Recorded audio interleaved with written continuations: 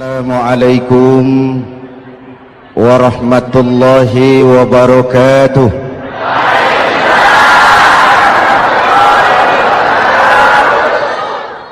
Alhamdulillah wassalatu wassalamu ala Rasulillah Sayyidina Muhammad ibn Abdullah wa ala alihi wa sahbihi wa mawala, amma ba'du. Saudara-saudara kaum muslimin di seluruh tanah air, Nabi Nuh diberi umur 950 tahun, berdakwah sepanjang hidup. 800 tahun beliau dakwah, dapat pengikut tidak lebih 80 orang, rata-rata 10 tahun satu.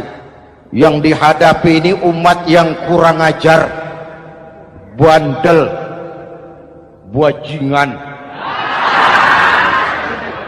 tengik. Kalau diceramahi, telinganya ditutup dengan tangannya. Ini saking kurang ajarnya ini umat. Diberikan dakwah, telinganya ditutup dengan tangan. Nabi Nuh ketika di puncak kesabarannya munajat, ya Rabb, bagaimana Nuh? Siang malam saya berdakwah kepada umat ini, saya sampaikan risalahmu, saya canangkan seruanmu, saya sampaikan ajaranmu. Inni da'autu qaumi lailan wa nahara, siang malam saya berdakwah kepada umat. Wa inni kullama da'autuhum ja'alu asabi'ahum fi adhanihim, tiap kali saya sampaikan dakwah kepada mereka, mereka tutup telinganya dengan tangannya. Saya tidak sanggup menghadapi umat seperti ini, ya Allah. Habis mau kamu bagaimana Nuh? Sikat saja sudah semua ini, bikin mati saja. Nanti kalau punya anak, anaknya kafir lagi. Lebih baik bapak moyangnya, mbah-mbahnya sikat semua. Rabbi la tazar 'alal ardi minal kafirina dayyara, jangan disisakan orang kafir, habisin semua. Itu mau kamu? Iya. Buat kapal Nuh, nanti aku turunkan banjir. Dengan apa saya membuat kapal ya Rabb? Pakai kayu Nuh. Kayunya dari mana ya Rabb? Dari pohon tentu. Pohonnya belum ada ya Rabb, tanam dulu Nuh. Membuat kapal kayunya nanam pohon dulu. Apa artinya? Perjuangan bukan simsalabim abracadabra. Perjuangan bukan makan lombok, ini hari dimakan, ini hari pedas. Perjuangan itu proses, ada keringat, ada air mata, ada darah, tempo-tempo nyawa. Itulah perjuangan. Sudah pohon ditebang, buatkan kapal di tengah kampung. Umat unjuk rasa lagi. Nuh makin gila, bikin kapal di tengah kampung, mau belayar kemana?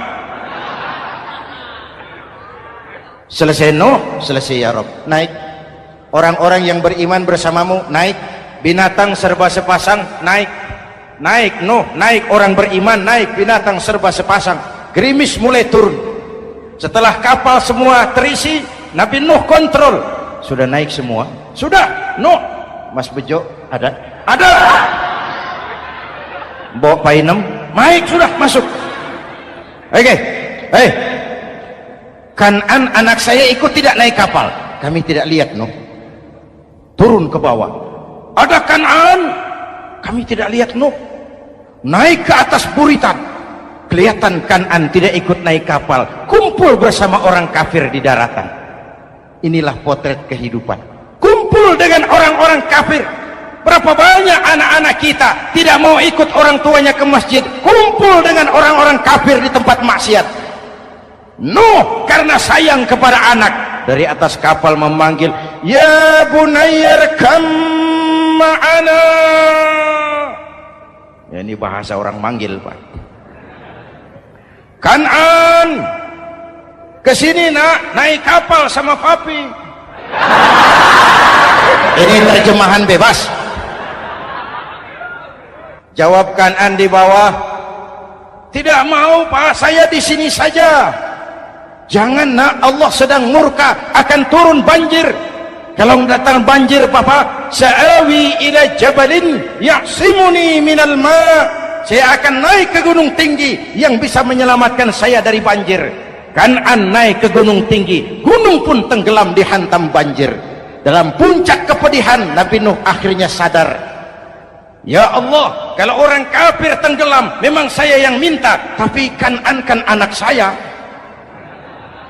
Nuh, anggap Kan'an bukan anakmu. Wa innahu amalun ghairu salih. Nuh sadar, akhirnya bilang, ana urid wa anta turid wallahu fa'alun lima yurid. Aku punya kemauan, kau Kan'an punya kemauan, Allah juga punya kemauan. Kemauan Allah lah yang akhirnya jadi kenyataan. Nek sekarang juga kita ngadepi musim banjir. Bukan banjir air saja, banjir peradaban-peradaban yang masuk ke negeri kita. Banjir maksiat, banjir munkarot. Kalau kita sudah ke masjid, kita sudah naik kapal, tolong kontrol anak-anak kita, tolong kontrol tetangga kita. Ayo naik kapal, banjir.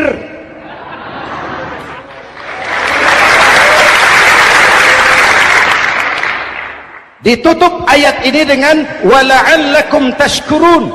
Atas hidayah yang diberikan kepada kita, kita bisa melaksanakan ibadah Ramadan, bisa takbiran, dan diakhiri dengan ungkapan tasyakkur. Tasyakkur dan tafakkur, mensyukuri nikmat. Saya berulang kali mengingatkan, nikmat bisa berubah menjadi azab kalau kita tidak pandai mensyukurinya.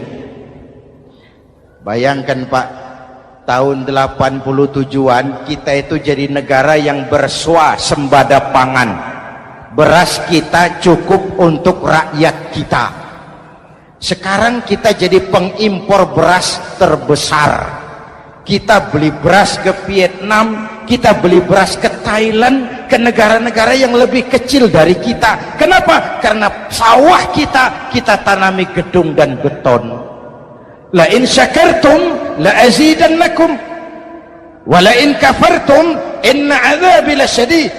Kalau kamu bersyukur, aku tambah nikmat. Kalau kamu ingkar, tidak pandai bersyukur, awas, azabku pedih.